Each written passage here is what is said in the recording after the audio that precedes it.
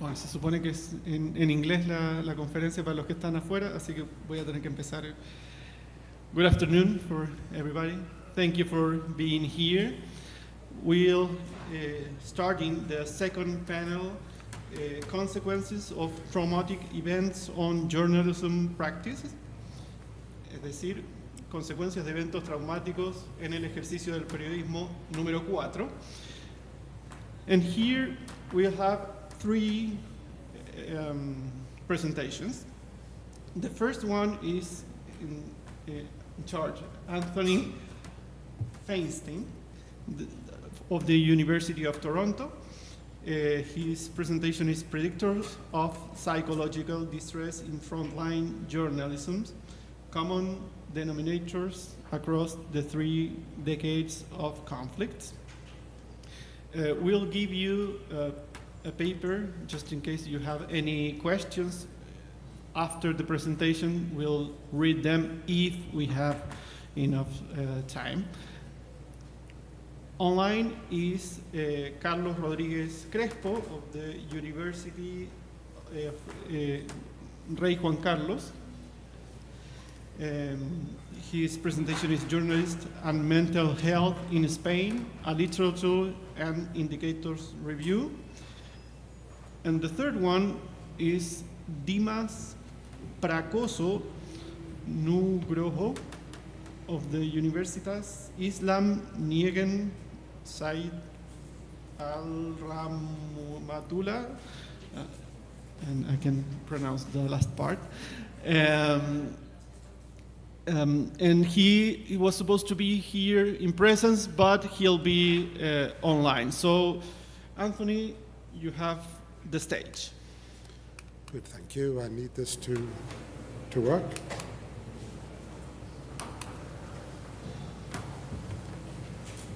The slides aren't working.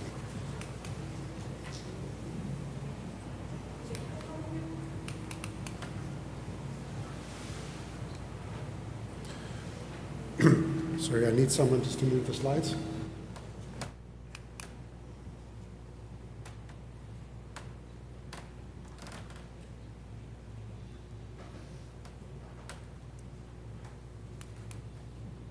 Okay, so thank you very much. Very pleased to be here.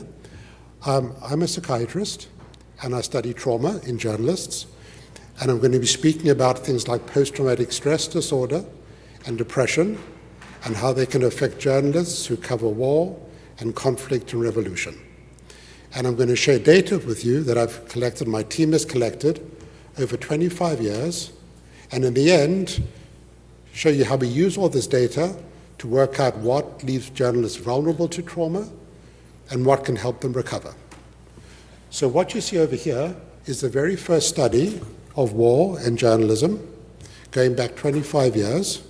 It was a study of frontline journalists, and we compared them to domestic journalists who do not cover war.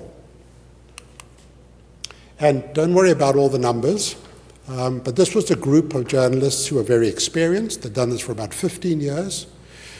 And you see the little red dot at the bottom over there. The one difference between the journalists who go to war zones and those who don't, one demographic difference, is that the journalists who go to war are less likely to be married and more likely to be single. So remember that. It's a very important statistic. This just shows you that the group who goes to war, the orange group, have a lot more symptoms of post-traumatic stress disorder. They re-experience the trauma, nightmares, recollections, flashbacks. They have avoidance. They don't want to go into difficult situations. Their body says, stay away, it's too dangerous. And at the bottom, we see their arousal. They have difficulty falling asleep, with concentration, more irritability. So a lot more symptoms in journalists who go to war. But this was a very important statistic for my first study, that despite journalists covering war and suffering with PTSD and depression, they were not more likely to receive help. The very next study that we did looked at 9/11, the attacks of 9/11, and we showed that the journalists who covered the conflict, and you see that group over there in brown, have a lot more symptoms of PTSD, re-experiencing, avoidance, and intrusion, exactly like the war journalists.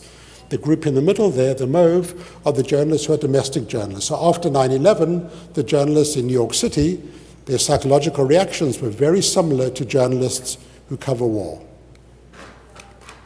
The next study that we did was the war in Iraq, which started in 2003. And news organizations asked me, is it good for journalists to be attached to the military, or is it harmful? Does it protect them, or does it make them more vulnerable? So we did a study.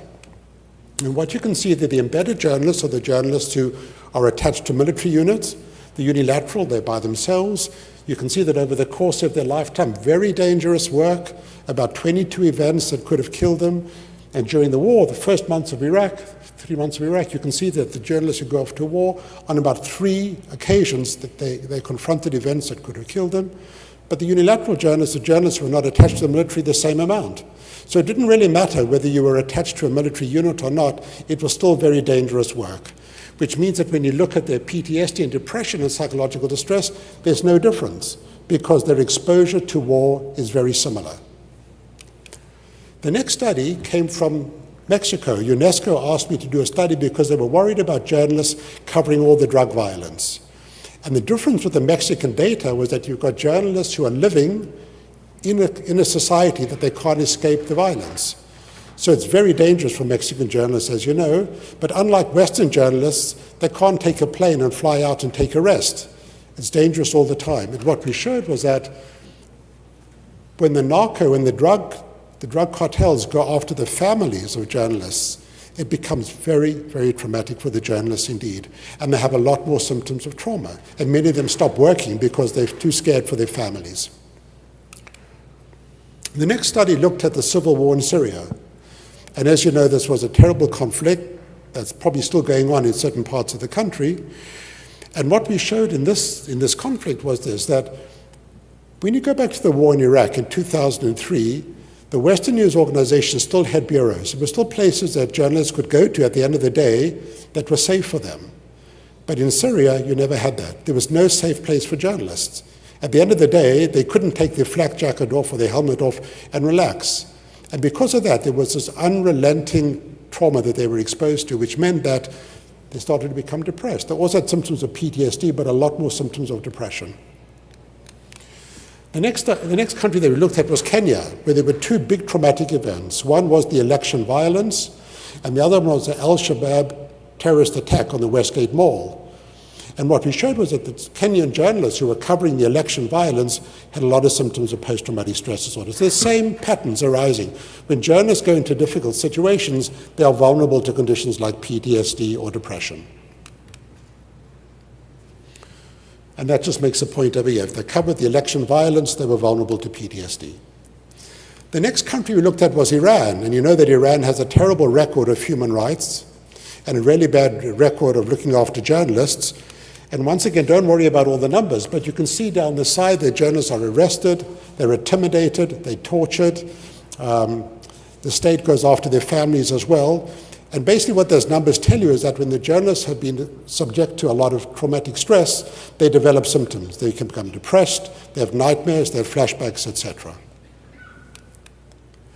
The next study looked at user-generated content. These are journalists, as you know, who do not go off to war zones, but they're sitting in a newsroom and they're looking at very difficult material, bad video material. You know, the man on the street picks up his cell phone and he takes pictures of a traumatic event and it goes off to newsrooms, and someone has to look at that, someone has to screen that. And what we showed was that journalists who are involved with user-generated content are also vulnerable to developing symptoms of trauma. This was a study that we did during the pandemic, and was a really interesting study because we looked at journalists who were covering the pandemic versus journalists who were not. And by now, news organizations in Western countries were providing therapy to the journalists in real time. So what you see over here in this graph is lots of numbers going on, etc. But the bottom line is that when news organizations provide therapy to journalists during a traumatic time, the journalists are less anxious, they're less depressed, and they have less symptoms of post-traumatic stress disorder. So therapy makes a big difference. It helps journalists in real time. And this is what the study revealed over here. We then looked at Afghanistan back in 2018. At that point, Afghanistan was the most dangerous country for journalists. So the Taliban were targeting journalists. And what we showed was that the rates of trauma in Afghan journalists were very, very high just before the country collapsed, before the Taliban took over. The final two other quick studies. One is moral injury, looking at journalists covering the refugee crisis. Once again, we showed symptoms of trauma in this group. And then finally, we looked at Israeli journalists, and the same thing. If you're covering traumatic events, journalists develop symptoms of trauma. So now, we bring together all this data. This is data collected over 25 years from multiple countries. And you can see all the countries over the Balkans, 9/11, Iraq, Mexico, Israel, the user-generated content, Syria, Kenya, Iran, refugees, etc. What can we learn from this very big data set? There's over 1,000 frontline journalists over here. And what we showed is this. If you are female, you are more at risk. It doesn't matter whether you are Mexican, or in the Balkans, or Canadian, or Israeli, or Iranians. Doesn't matter. This is a common thread across multiple conflicts. Female journalists are more at risk. If you have a history of trauma in the past, in other words, if you come from a traumatic background, if there's been some trauma in your family, if you needed therapy and then you're going to becoming a foreign correspondent, that leaves you vulnerable as well. So those are the two big factors. It doesn't matter which country you come from, it doesn't matter your culture or your language. If you have a past history of mental health problems, you'll be more vulnerable if you do this kind of work. What's the biggest protective factor? And that's if you're in a good relationship. If you have strong social contacts, a good relationship, a strong marriage, you get on with your partner, you come from a family that gives you a lot of support, that is the single biggest protective factor for trauma in journalists. And it doesn't matter which country you're in. It's a universal truth. Good relationships are good for your mental health. We know that. Psychiatry has known that for decades. Good relationships help you, even with this very difficult work that journalists do in war zones. So this is how we use data. We can use lots of data from many different people to distill out some very important statistics. If you're a woman, you're vulnerable. If you have a past history of mental health problems, you're vulnerable. But if you've got good relationships, it helps you. It's protective. It might not stop you getting PTSD, but it reduces the chances. It reduces the chance of you developing depression. And so, if you go right back to the very beginning of my presentation, this is my last thing, my last point over here. In the very first study that we did, going back 25 years, when you see that star at the bottom, what's the difference between journalists who go off and cover war and journalists who stay home? Journalists who cover war are less likely to be married, more likely to be divorced. They are losing their single biggest protective factor, which is a good relationship. And this is how data helps us arrive at good decisions to help journalists. So thank you for your attention. I think my time is up. Thank you.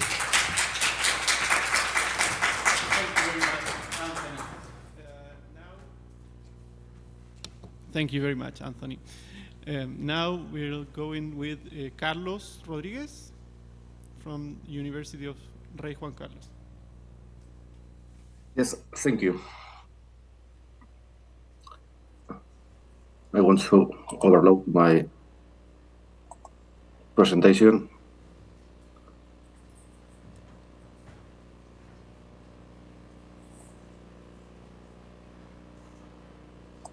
I can load my presentation.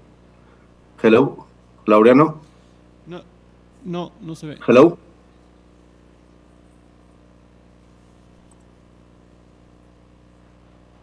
No.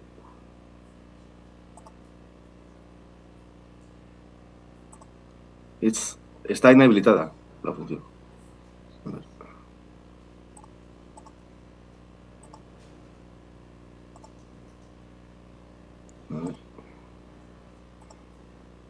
Anyway, we have it here, so we can use it, and you are announcing us to move next.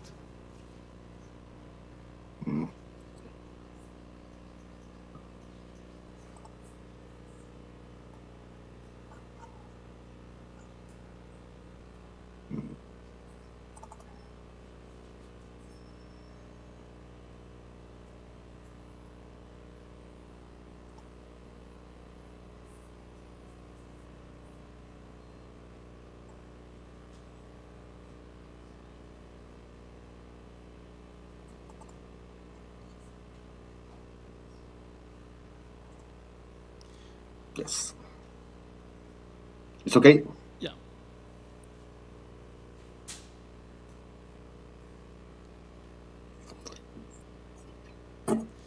Okay, we can see that. Thank you for Laureano.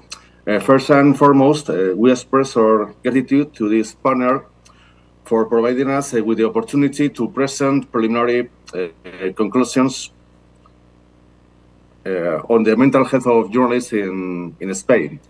Our aim is to highlight the scarcity of studies and statistical data available in this issue and the methodological challenge they present.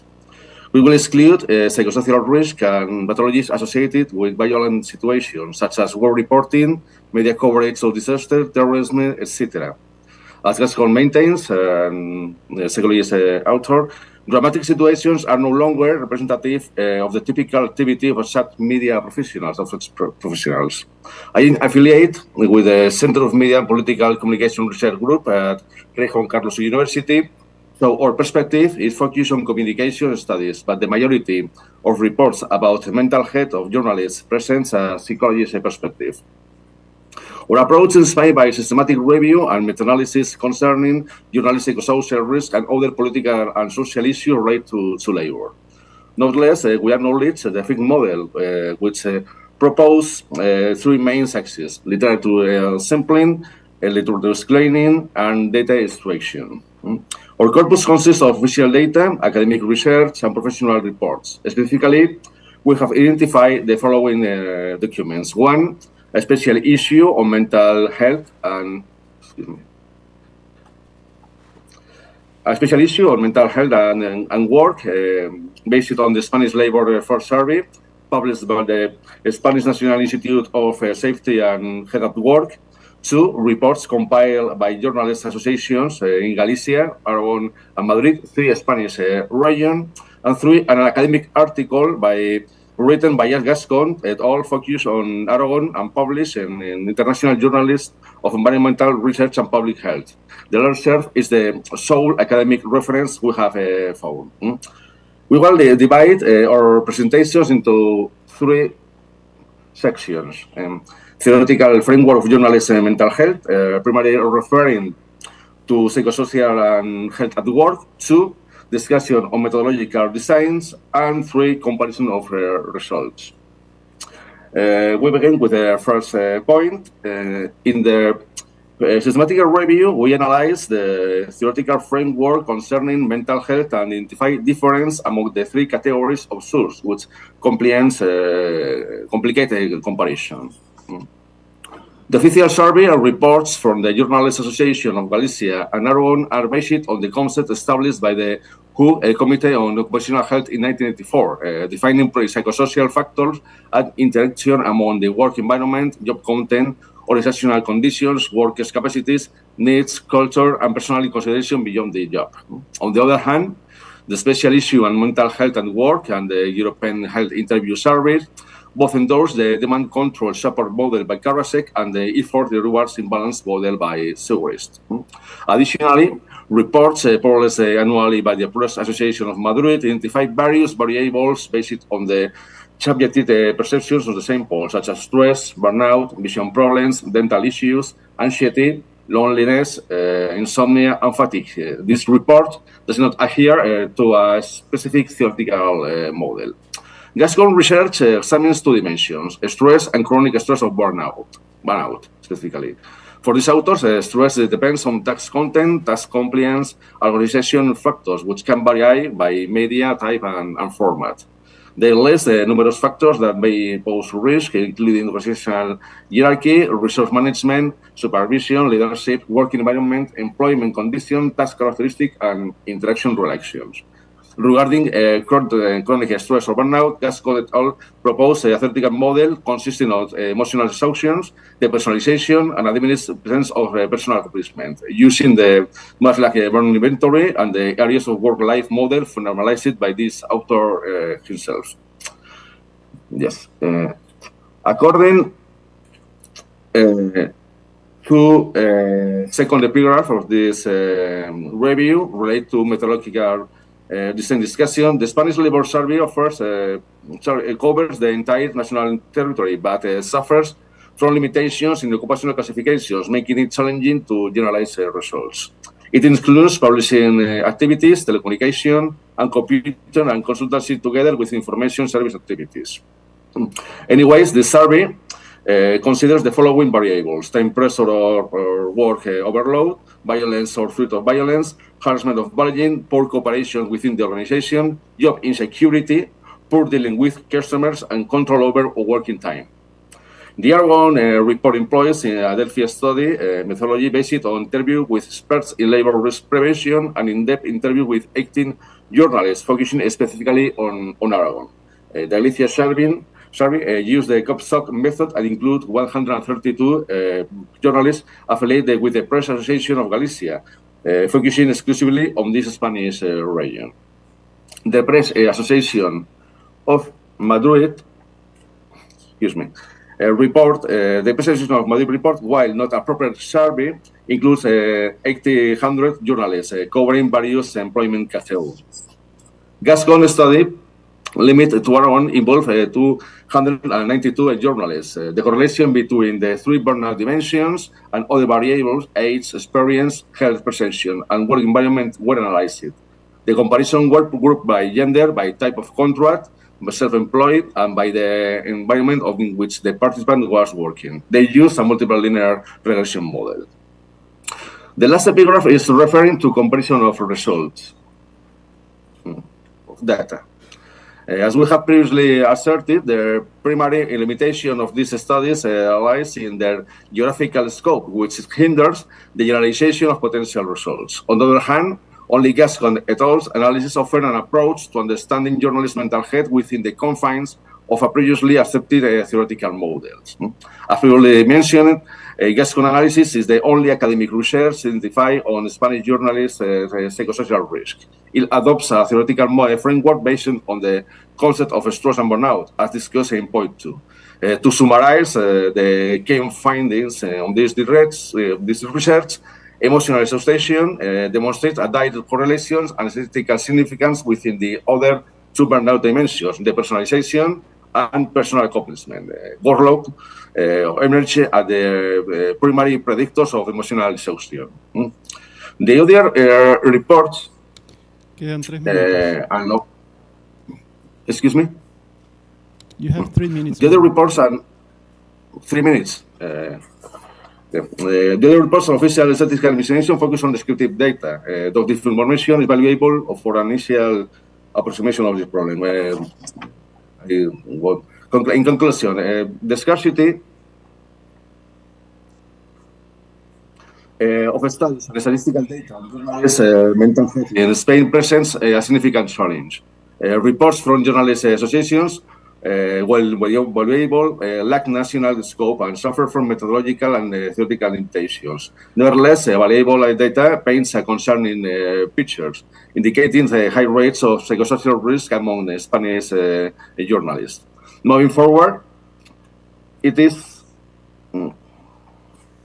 essential to develop and unify a theoretical framework that considers various dimensions, such as working conditions, labor market dynamics, Spanish media system, and the impact of the digitalization. Addressing these issues is crucial for collective bargaining in the media sector and implementing effective policies to safeguard journalists' mental health. In this regard, the Spanish strategy on occupational safety and health and the European framework must be taken into account. Thank you.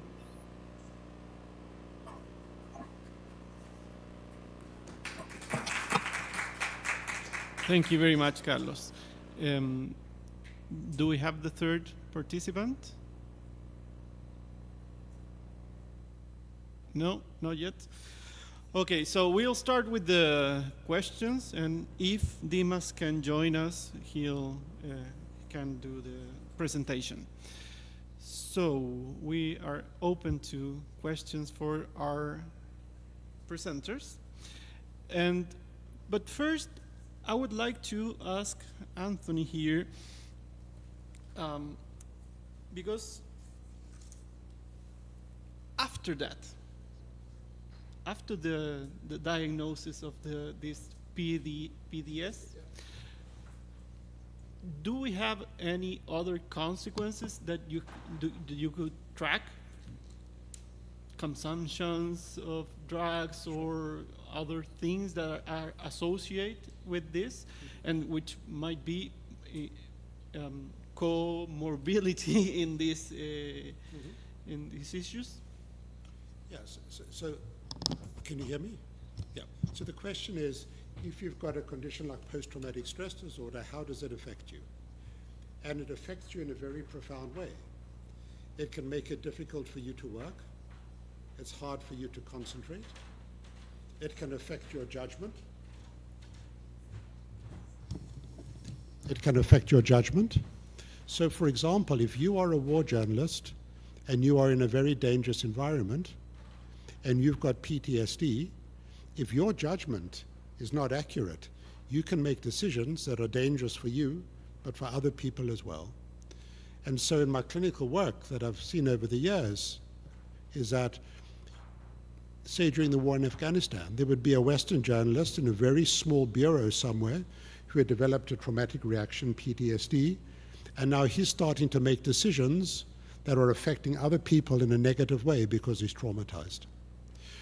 Remember this, that if you've got a condition like depression and PTSD, when you come home, other people in your family are affected as well. If you are more irritable, if you are angry, if you are sad, if you lack motivation, it's not just you who feels the pain of it, but it can be your partner, your children, your friends as well. So the consequences of a condition like this, whether it's PTSD or whether it's depression, can be profound. It can be severe for your profession, but also for the people that you work with and also for the family who you live with. And so when it's not getting treated, when news organizations don't treat people, when they miss the diagnosis or they don't provide the treatment, then the consequences are really potentially very bad. And the problem is that some news organizations take journalists and send them into the world's most dangerous places without recognizing that they could develop some of these problems. And so I feel that there's a moral responsibility on the part of news organizations to look after journalists. You don't just get a flak jacket or a helmet to keep you safe from physical danger. You've also got to be aware of the psychological consequences of war and conflict, because if you're not, the ramifications for the journalist and for the news organization, for their families, can be very significant. Thank you. We'll keep going with the question after, because Dimas is already in the room, so we'll leave you on the screen, not the stage. Thank you, Dimas. Okay, thank you, Laureano. Hello, everyone. I'm Dimas Prakoso-Nugroho. I'm from Indonesia, and I'm so sorry for not coming to the Chile at the at the very tight time, and there are main procedures that made me cannot attend in person to the Chile. And right now, I would like to share the experience about the trauma for the journalists, especially who cover the stories in the natural disaster issues. And I would like to share my screen at first.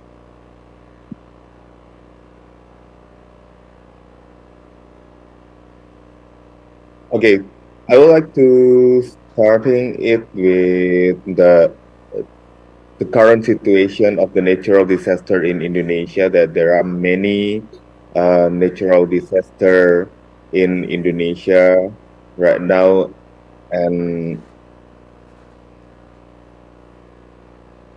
like the tsunami, flood, earthquake, landslide, and in the last almost 15 years, there are 3 to 5 natural disasters that make make many public attention and international attention.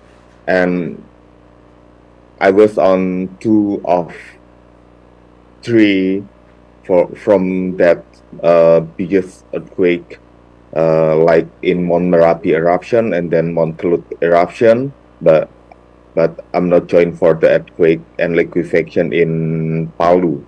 And this is the current happen here in Indonesia. It's still running. Mondrong eruption and North Sulawesi, and then Mount Semeru, gold lava flood in my province in East Java, and then some earthquakes happens every day, and then landslide. And what is the importance for media to covering the natural disaster for Indonesia?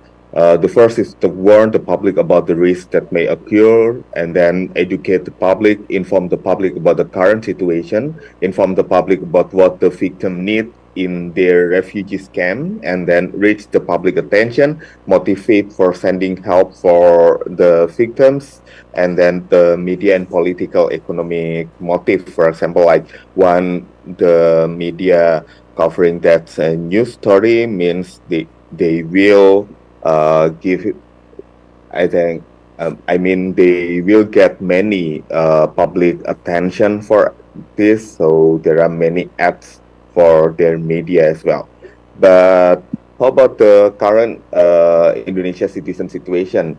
So we have more than 270 million people where the millennials and Z generation are the predominant generation, and there are many shifting paradigm and shifting generation in the many newsrooms in Indonesia. So that's why it is pretty important for us to determine how to preparing our next generation of journalists, so they can covering natural disaster news story, and they can escape quickly from the traumatic situation. While we're talking about the natural disaster for countries like Indonesia, where we have many disaster situation in every single year, so it's pretty important for their journalists for escape from that trauma situation. So what's going on field? This is my experience. I have these pictures while I covered the report about the Mount Merapi eruption. So while we are on field, we have many responsibility to cover a news story, especially for exploring many places at the location where the disaster happened, including how to reach the very far away location in the volcano's eruption. So we have to make many travel and make sure that everybody is safe, and we check to that location as well. And based on my experience, I also update the current situation from the disaster area. Like I have to connect with the many authorities, the volcanoes organization, and then how about the refugees? I was in many refugees camp at the same time, and I have to voice of the voiceless from many peoples in that location. And the most important is I have to connect the people in the disaster area with the other outside by facilitating the people needs, like what did they want, what the people the outside should send their their things and then their helps to the refugees area as well. And this picture is taken while I was in Merapi eruption. It's so close from the peak of the mountains, so it just 4.5 kilometers from the peak of the mountains, and it was erupting at the time while I've been there. And this is the most important situation while the journalist should stay for uncertain period of time during the disaster, especially for the broadcast journalists that yes, we should stay in the field and we should entering the dangerous location or situations with or without the team. I mean that my camera person and I, and also my team, we have to explore all the things as close as possible to the people in the disaster area, and we find many untold story like the location where I stand for. In this situation, there are many people for reject to the for what's that for going out from that location or for escaping to that location. At the same time, our traumatic situation was starting because of we see and we feel much of the fearness of the people, sadness, lack of motivation, and also hopeless people in our everyday situation. We also see there are many unfair situation. I mean, like there are many people who try to get an advantages from that situation. For example, like they have to give something to the people and they will publish it sporadically, and yeah, that's so ridiculous. Well, they say many things about the people, the refugees area.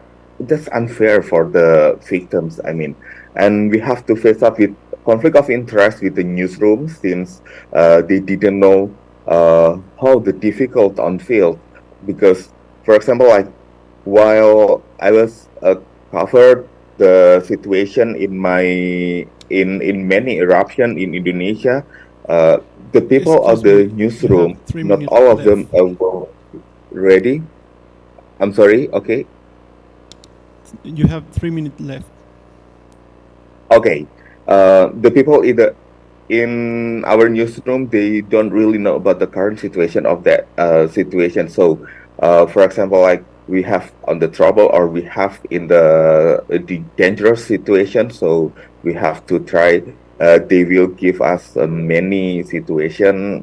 Like they put us very back, and yeah.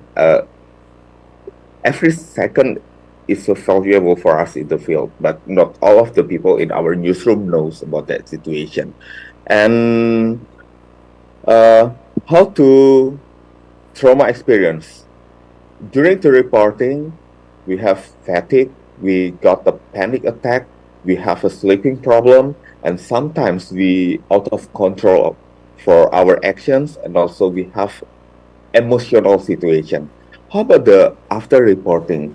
Most of us got the intrusive thought, and then we feel so connected with many disaster situation, and it's also have the long term effect, like we have accumulative substance that potentially take it to the health problem. Like mine, yes, I have that the health problem after covering the disaster because I cannot join to the mountains anymore because which they have the high high number of sulfur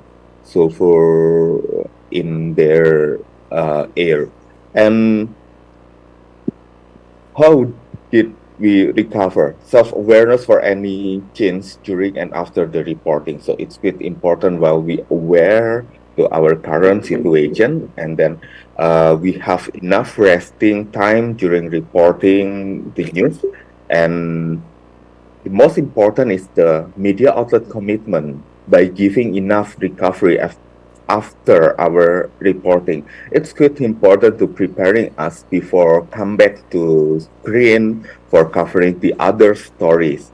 And we did stay away for a while from the similar issues or topic, and we support each other like a journalist support journalist.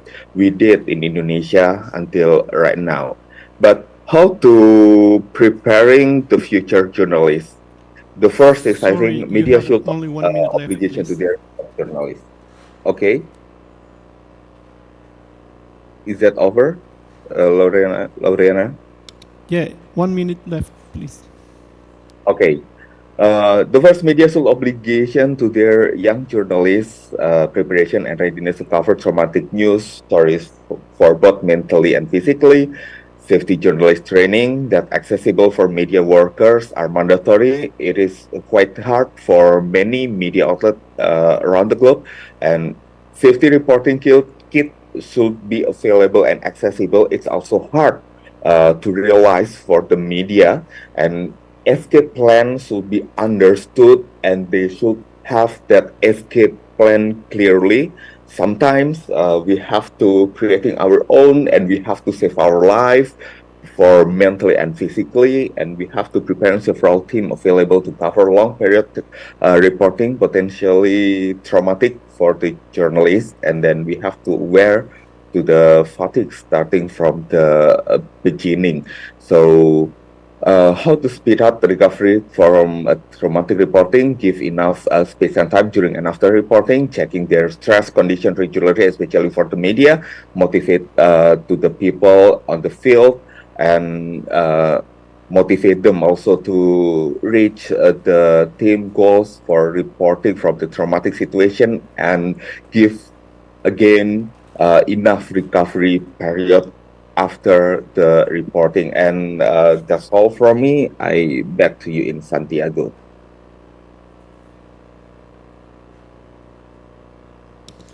Thank you very much, Dimas. Yes. Well, we have a question. Is in general for the three presenters.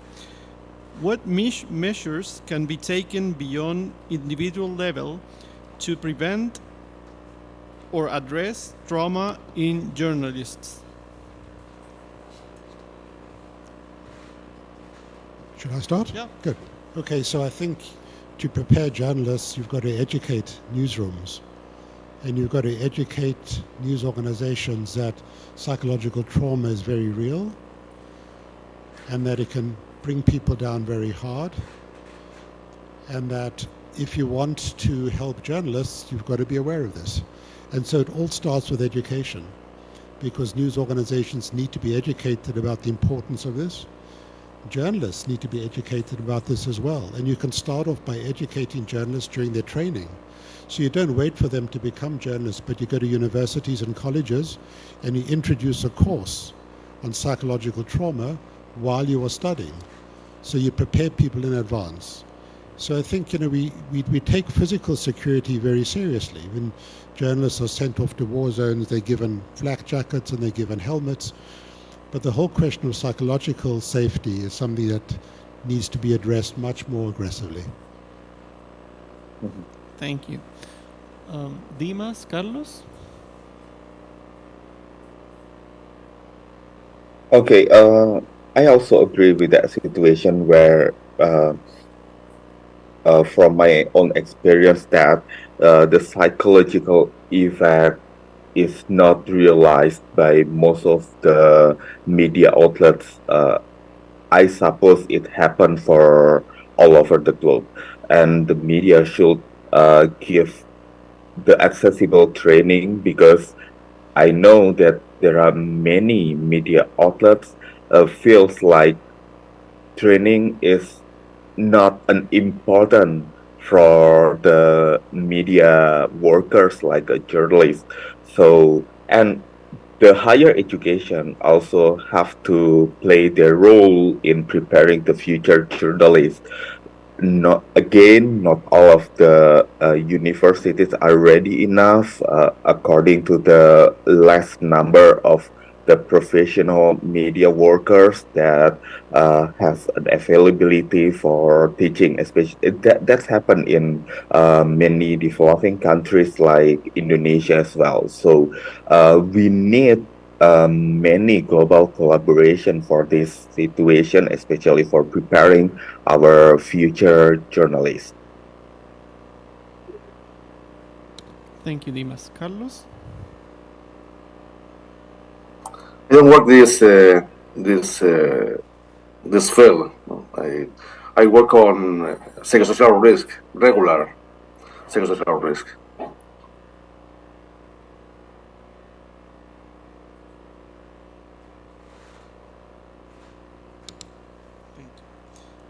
Well, I have a question which was almost in the same line, because journalism is about traumatic events. You're permanently exposed to these traumatic events, so you have to process them and to communicate them. So it's kind of part of the job. And my question was in the line that the second two of you were explaining, that maybe the schools have to prepare the journalists in order of doing something that maybe the organizations are not doing, because it's kind of as you said, Anthony, they send you to the war prepared to not to be injured, but the consequences are not considered. Who might do this after job? Is part of the organizations? Is part of the organizations of journalists? Or just preparing would be enough? Yeah, so you asked really good questions. I think there are many responsibilities. Number one, it starts with journalism schools. So you teach students about the importance of psychological trauma. But then it's also the responsibility of news organizations to look after journalists. It's not just a moral question that if you're going to be sending people to the world's most dangerous places, that you've got to look after them. Absolutely. But it's also good for news organizations to do this, because if you've got a journalist who becomes psychologically unwell, that journalist is not working. That journalist will go off. That person will take sick leave. That person is not helping the organization because they are too traumatized to work. And so it's not just in the best interests of the journalists, but it also makes good organizational sense for organizations to look after the health of journalists. And so the responsibilities at multiple levels. It should be part of training, but it should also be there for the news organization to take proper care of journalists. And I've seen this all the time over the past 25 years of news organizations who have not taken this issue seriously. And it comes back to hurt them. It comes back to hurt the organization as well. You don't want your journalists going off sick. You don't want them to stay at home because they're too traumatized to work. So it's in your best interest to do it. And to put in a broader context, the majority of journalists who do this work don't become traumatized. We speak about trauma over here, but 80% of journalists will not develop PTSD. 80% will not develop, clinically significant depression. But the 20% who do develop it, that's a very high percentage. It's much higher than you see in the general population. And so journalists are at risk. And you want to try and lessen that risk. You want to reduce the risk. And that starts off by good training when you're at J school. And it's also the responsibility of news organizations. Thank you. I don't know if Carlos or Dimas would like to add anything. Yes, I think the first responsibility is come from the higher education, like the university, especially for the communication and media studies or maybe journalism department. But it's also important for the other departments who preparing their students to be the next journalist, to be the future journalist. For example, like the case in Indonesia, like there are many departments outside the journalism and communication that also preparing their students for the journalist. And the other important is maybe the many organizations who cares about this situation have to motivate the current journalists for they should get a good training to save their own life. It's quite important while there are so limited journalists who are aware for this situation. Most of the journalists just realize that the traumatic situation they have after they resign from their current job as a journalist, or maybe after several years from that traumatic situation. So the journalist personal awareness should be the first motivate to the what's that to the current journalists in many media outlets worldwide, and then uh, after that the media outlets or newsroom awareness should be rise up. Thank you.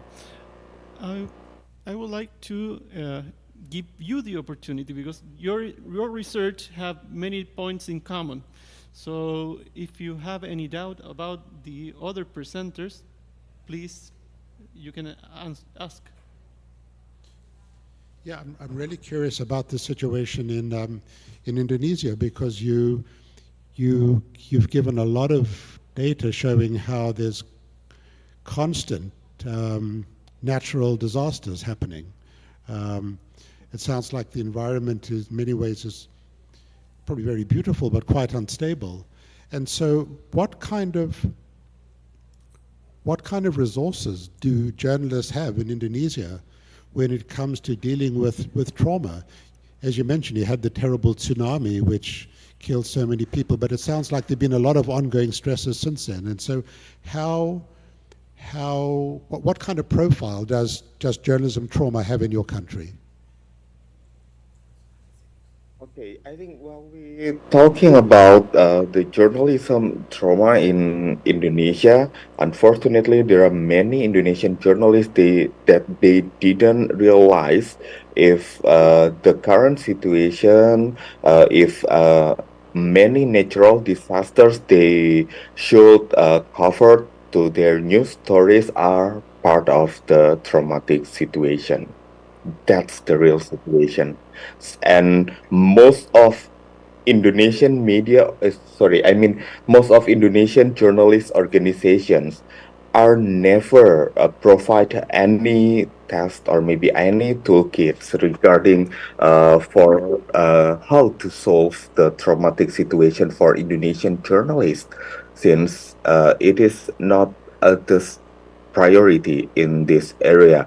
Uh, most of them are prioritizing in how to against misinformation. I know that it's quite important as well, but uh, journalist trauma seem like, oh, that's not so important. And why you always talking about that trauma? Trauma is not important for the journalist. That's happened in almost every single newsroom in Indonesia. So we don't have the specific journalist organization or maybe the media outlets who really care about that situation. I think the only news media outlets that a little bit more care to that situation is just the international media outlet or maybe international news organizations, uh, like the foreign news organization that they experience a lot for having that kind of work and that kind of journalism.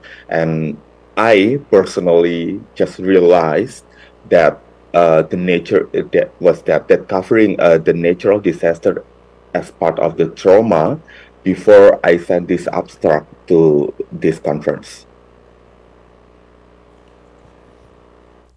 I've got a question for you, Lauren.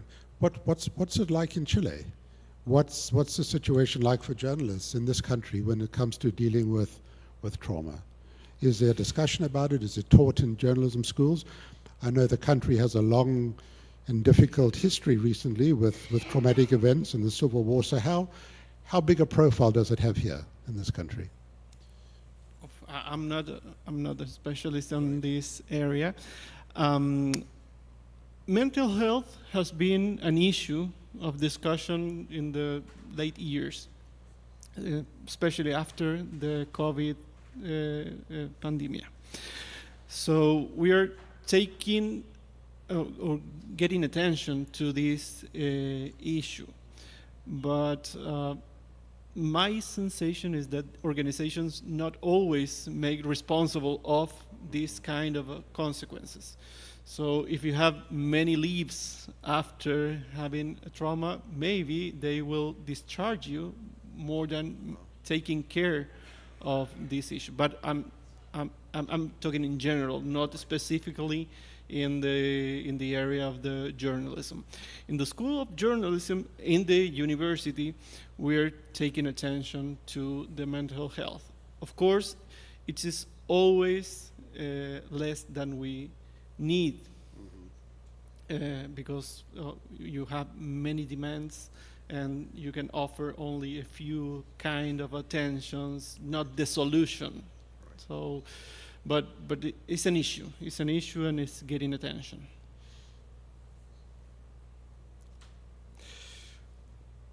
We have 10 minutes more, so if you have a little remark on your presentation that maybe you didn't have the time enough to develop, please. So you know, this is a very important topic, and as you've mentioned, it lags behind physical safety. So what my research team is doing in Canada is that we're going to countries that don't have a lot of mental health resources. For example, if you look at Afghanistan right now, Afghanistan's been very badly traumatized by civil war, and there's a lot of mental health needs for Afghan journalists, but there's not enough psychiatry, not enough psychology to help Afghan journalists. So what we're doing is we've started a model whereby we train journalists to provide support to journalists. So we ask which journalists are interested in this topic. If they're interested in psychological well-being, we put them through a very basic course so that they can then start identifying problems in their colleagues. And it's a really interesting model because in the Afghan culture, there isn't a culture of talking about mental health. But of course, mental health is a big problem for Afghanistan because they've been through so much trauma. But when the journalists start doing it, when journalists are identified as the first person to speak to about your own problem, then it starts opening up the discussion. So it becomes much easier for an Afghan journalist to approach another Afghan journalist than for someone to approach me, a professor of psychiatry in Canada, saying, help me. And so we are now in the process of training local journalists to take on the very first contact when it comes to mental health. And because this is proving so successful, we want to start exporting it to other countries where there are no resources to help journalists. So I'll give you an example. When we did the research in Kenya, Kenya's got a well-developed healthcare system, but the journalists who were covering traumatic events in Kenya were getting no help at all. No help whatsoever. And it's very hard to shift the medical system to help journalists. And so what we would like to do is go back and say, okay, which Kenyan journalists are interested in this topic? We will train you in some basic mental health knowledge, and then you can become the first person to start helping your colleagues. And then what we do as part of this non-for-profit work is we provide supervision to the journalists to help them. And so it's an interesting model of trying to take very few resources and expanding them to help journalists who need this help. Because you can see from our data, it doesn't matter where you live or where you work, if you're covering traumatic events, there are going to be journalists who are very badly hurt by it. It's a universal truth. It doesn't matter whether you're Afghan or Canadian, Israeli, Palestinian, whatever, there's going to be trauma amongst journalists. And who's going to help you? And that's where we're starting in one country, Afghanistan, and seeing whether we can export it. Thank you very much. Carlos, final remark?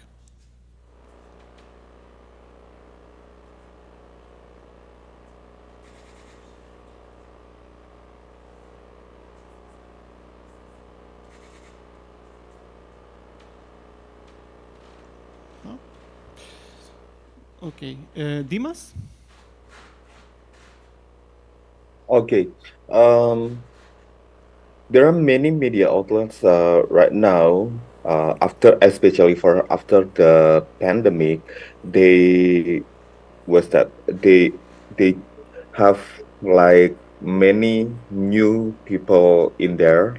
There are many Z generation in the newsroom who work for there. So we have to understand that the Z generation, they concern a lot, especially for the mental health issues. Unfortunately, many newsroom, especially here in Indonesia, they don't really understood how uh, the Z generation are needed. It is quite important to give a clear and also a brief training materials, especially for the young journalists here in Indonesia, in how to escape the hard situation, like the traumatic uh, situation after covering some stories. Because I realized that in Indonesia, we have many challenges for that situation. There are many things about this situation, or the traumatic events are never resolved. Uh, I just afraid while the young journalists cannot access this situation, they cannot provide a good quality of news. I try to observe in the current situation in Mondruang eruption, uh, the quality of news they give to the people are quite different from the many years before, and it still happen in the current Indonesian news. So it is important to support them, to give them aware that they should have their intention to learn about how to recover from the trauma, because while they got a trauma and it is never any anticipated before, so uh, it will make a trouble to their daily reporting after the natural disaster situation. And while they are during the natural disaster situation, they will have many difficulties, especially while they have to see a lot of sadness, a lot of body parts, and many traumatic things. Uh, that's why it's quite important to preparing our future journalists, besides the others important skills like how to against misinformation.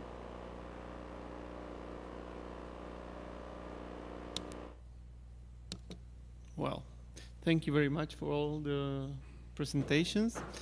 We're going to a coffee now so thank you very much, Anthony. Thank you very much, Carlos. Thank you very much, Dimas.